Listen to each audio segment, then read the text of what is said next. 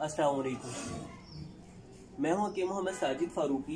आज के वीडियो में मैं आपको प्रोसीजर दिखाऊंगा कि मूली का नमक कैसे तैयार किया जाता है। मूली का नमक या मूली खार ये बहुत मुफीद चीज़ है और इसके लिए ज़रूरी है कि आप इसे तैयार करना जानते हो। इसके हम कुछ फ़वाइद पर भी बात करेंगे, लेकिन पहले प्रैक्टिकली आप ये प्रोसीजर देख लीजिए, क्योंकि थ्योरी और चीज़ है और प्रैक्टिकल और चीज़ है। जब इंसान कोई काम होता देख लेता है और किसी काम को ज़ाती तौर पर कर लेता है तो उसमें वो माहिर हो जाता है। सिर्फ थ्योरी के साथ हम किसी काम को अच्छे तरीके से नहीं जान सकते और ना ही सीख सकते। इसके लिए आपको मूली की काशें बना लेनी है। जितनी भी मूलियाँ आपने ली हैं, ख़रीदी हैं, उनको बारीक बारीक काट लें। उससे ये होगा कि ये बहुत जल्द खुश्क हो जाएगी, ज़्यादा दिनों तक हमें इंतज़ार नहीं करना पड़ेगा। ये अल्हम्दुलिल्लाह सारी मूलियाँ काटी गई हैं। अब हम इन्हें धूप में खुश्क होने के लिए डाल देंगे, यानी किसी भी खुली जगह पर आप इन्हें डाल सकते हैं जहाँ इन्हें धूप लगती रहे। जब ये पूरी तरह से खुश्क हो जाएंगी फिर हम इनकी जलाकर राख बना लेंगे। साथ साथ आपको सारा प्रोसीजर दिखाते हैं इंशाल्लाह। ये हमने इन्हें कपड़े पर फैला दिया है, यहाँ खुश्क होती रहेंगी इंशाल्लाह। कुछ दिन में ये खुश्क हो जाएंगी और फिर साथ साथ नेक्स्ट मराहिल आप देखेंगे इंशाल्लाह।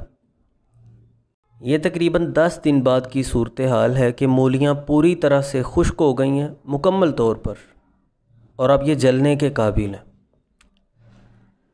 अब हमें इनकी जलाकर राख बना लेनी है। कुछ लोग मूली का नमक बनाते हैं कि मूली को कश कर लेते हैं, निचोड़कर उसका पानी निकाल लेते हैं और वो पानी किसी भी नमक में शामिल कर देते हैं। आम नॉर्मल जो हमारा सफ़ेद नमक खाने वाला होता है उसमें मिला लेते हैं। ये जी मूली का नमक बन गया, जबकि ऐसा नहीं है। हमें मूली को ही जलाकर राख करना है। और मूली के पत्तों से भी नमक बनाया जा सकता है, मूली से भी नमक बनाया जा सकता है और मूली को पत्तों समेत भी जलाया जा सकता है। ये हमने सिर्फ मूली की काशियाँ बनाई थी, उनको खुश्क किया और उनको जला रहे हैं हम। अच्छे से हम इसे जलने देंगे। ये तकरीबन पूरी तरह से जल गई है। अब हम इसकी राख को ठंडा होने देंगे।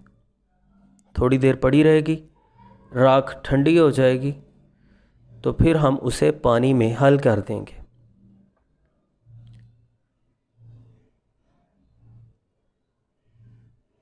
ये राख ठंडी हो गई है। अब हमें इसे पानी में हल कर देना है और तकरीबन 3 से 4 दिन ये पानी में हल रहेगी।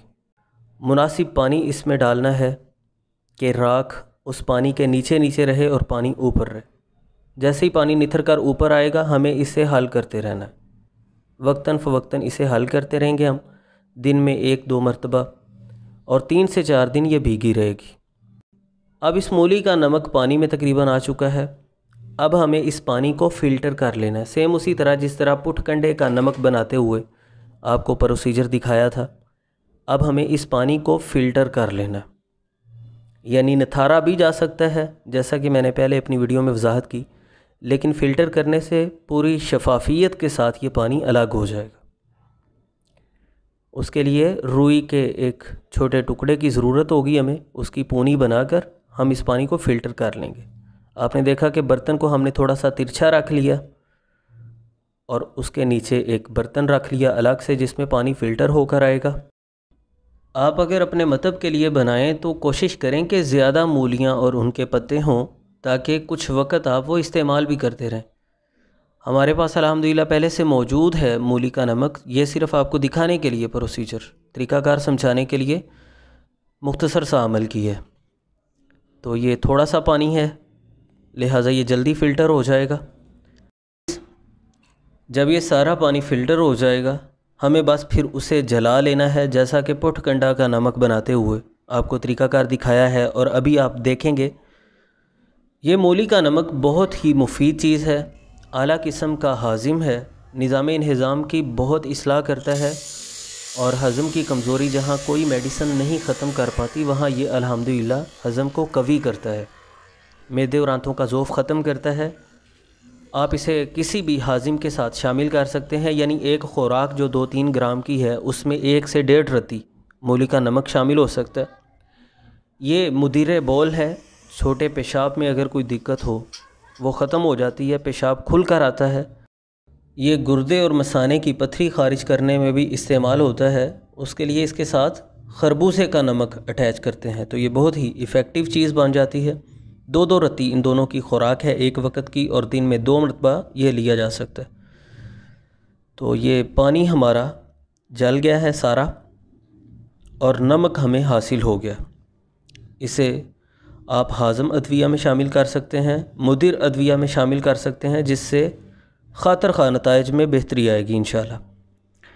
तो मैं उम्मीद करता हूँ अतीबा किराम के लिए ये वीडियो फ़ायदेमंद साबित होगी इंशाल्लाह, और ये ख़ास तौर पर तिब से वाबस्ता लोगों के लिए ही बनाई गई है, अवामुन्नास के लिए नहीं। और ये वैसे भी बहुत तेज़ मेडिसन है, इसे दीगर अद्विया के हमरा ही इस्तेमाल किया जाता है।